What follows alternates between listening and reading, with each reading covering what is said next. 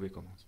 Bien, alors pour répondre à cette première question qui se veut très générale, on part du principe que dans les bornes chronologiques qui sont les miennes, présentées dans l'ouvrage, 1231-1535, il y a une grande proximité entre la puissance et les commerçants vénitiens et le monde géographique de l'Ifriqiya. Il faut partir du choix de cette zone géographique pour mieux comprendre l'intensité des relations, à la fois traités de paix et de commerce, qui se sont multipliés pendant cette période. Les Vénitiens avaient besoin des richesses de l'Ifriqiya, et bien entendu, les émirs hafsides qui s'étaient installés dans cette région ne pouvaient pas se passer de la puissance maritime et commerciale de leurs partenaires vénitiens.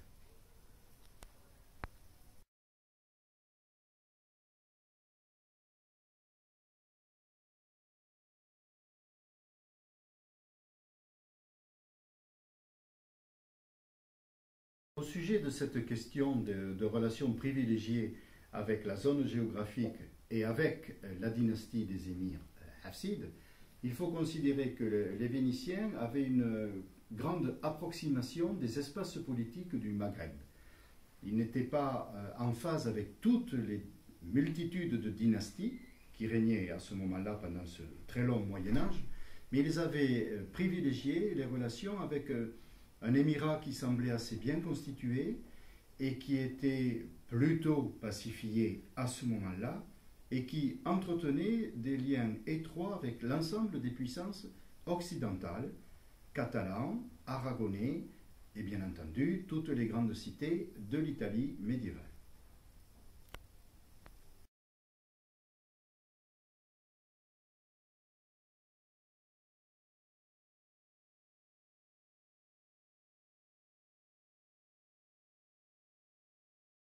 Bien, alors ce partenariat, en particulier avec les Italiens génois et vénitiens, tient à deux choses. Premièrement, les souverains hafsides, comme souvent dans le monde musulman, privilégiaient une économie de transit. Ils se contentaient de percevoir taxes et péages sans intervenir directement dans le grand cercle des affaires. Deuxièmement, le partenariat s'est accentué avec les Vénitiens, qui avaient une très grande réputation d'honnêteté et de sérieux dans le monde des affaires, contrairement aux Génois. Donc, les populations des grandes villes d'Ifriqiya et les partenaires émirs et la cour privilégiaient le transport à bord des navires vénitiens. Ce fut en particulier le cas après 1465, quand les Vénitiens ont créé, à l'intention des émirs hafsides, une ligne de navigation entre le Maghreb et le Mashrek pendant environ une quarantaine d'années.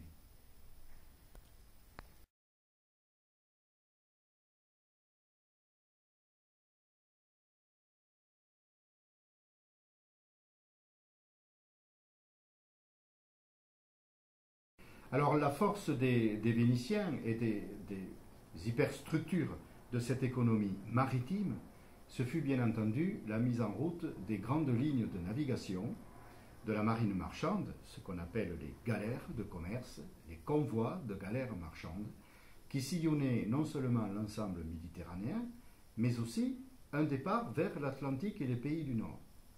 Donc, grâce au point d'appui des possessions coloniales de l'Empire d'outre-mer vénitien, les acteurs du négoce des pays musulmans, autant du Maghreb que du Mashrek, se retrouvaient réunis soit à bord de ces bateaux marchands, soit dans les points d'escale et dans les points de rupture de charge, pour bénéficier de passages réguliers, protégés et sécurisés en termes financiers et économiques qui donnaient un très grand profit à la régularité et la sécurité des échanges commerciaux par voie maritime.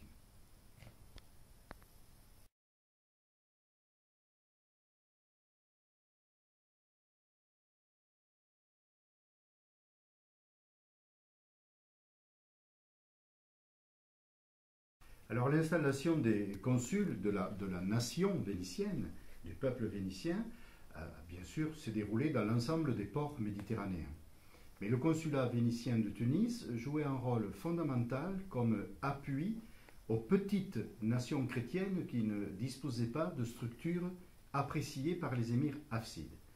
Donc de ce fait, le consul est à la fois un agent diplomatique qui représente le gouvernement vénitien, mais est aussi un acteur des composantes des sociétés privées. Donc il y a le mélange des genres, représentant officiel du gouvernement vénitien et aussi représentant de la communauté des marchands vénitiens installés à Ifriqiya. À ce titre, il fallait traiter avec tous les services du gouvernement hafside pour libérer de toute contrainte les échanges commerciaux.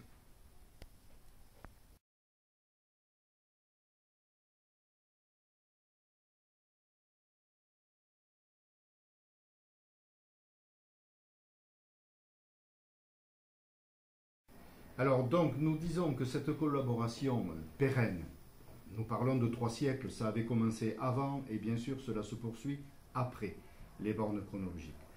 C'est basé, c'est construite sur la confiance. La confiance et la sécurité. Jamais le gouvernement vénitien n'a lancé d'attaque militaire contre les Friquillas ou contre les possessions du côté de l'Algérie, royaume de émirat de Tlemcen, etc., etc. Donc il n'y a pas eu aucune agressivité du côté des Vénitiens. Il y avait vraiment des rapports pacifiés, hormis quelques aléas de conjoncture, des litiges commerciaux, des litiges diplomatiques.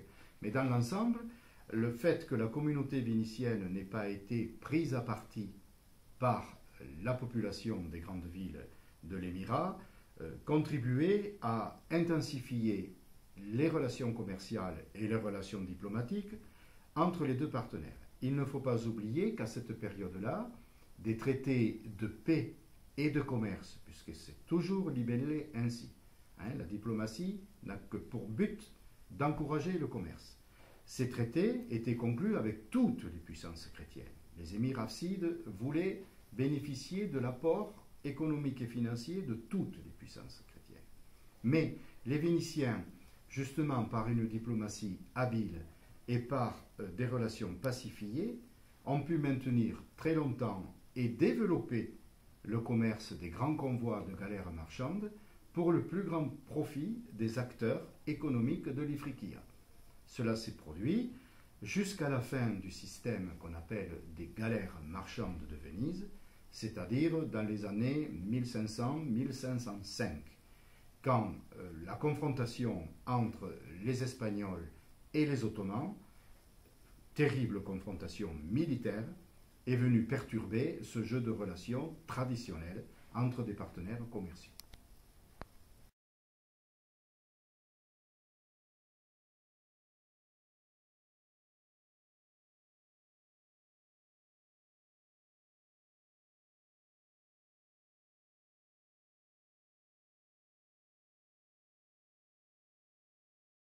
Alors si nous évoquons évidemment l'Empire vénitien, l'objet du dernier livre, Venise et son empire en Méditerranée, on est bien obligé de constater deux attitudes dans les projets politiques définis par le gouvernement vénitien au fil des siècles, puisqu'il y a eu une politique en continu, sans rupture, avec des objectifs de conquête.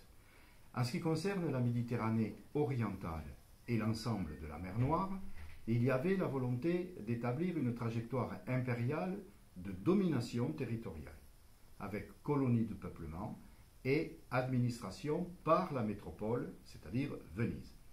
En revanche, dans la zone occidentale, le bassin occidental de la Méditerranée, qui concerne évidemment l'ensemble maghrébin du côté plus oriental, l'Ifriqiya en particulier, il n'y a pas eu cette volonté de s'établir durablement et de coloniser, de s'installer. C'était donc un objectif tout à fait différent qui entrait de façon traditionnelle dans les échanges, j'aurais envie de dire millénaires, entre les différentes rives du monde méditerranéen, mais on restait dans un échange commercial traditionnel qui s'établissait sur des bases connues par tous les acteurs et bien entendu développé par tous les acteurs de tous les peuples à toutes les époques.